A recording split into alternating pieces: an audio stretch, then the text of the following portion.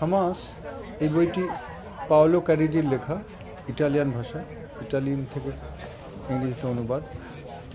তো এই ধরনের বই পড়ে এবং বিভিন্ন লেখকের এবং বিভিন্ন দেশের অ্যাঙ্গেল থেকে পড়লে তবেই বোঝা যাবে হামাস বা অন্য যে অর্গানাইজেশনগুলো আছে বা প্যালেস্টাইনের ইতিহাস, কীভাবে তার ডেভেলপমেন্ট হলো, রেজিস্ট্যান্স, ইন্তিফাদা, কী করে প্রতিরোধ হচ্ছে এবং কীভাবে তাদের উপরে বর্বর আক্রমণ হচ্ছে এবং অকুপেশন হচ্ছে, জমি এবং দেশ বেদখল হয়ে গেল 80-100 বছর ধরে।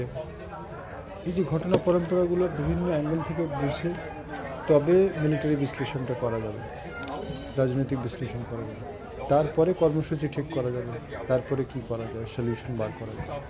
এগুলো যদি আমরা স্টাডি না করি কী করে জানতে পারবো? শহীদ মিনারে মিছিল করে বিশেষ কিছু হবে না রানী রাসমণি রোডে।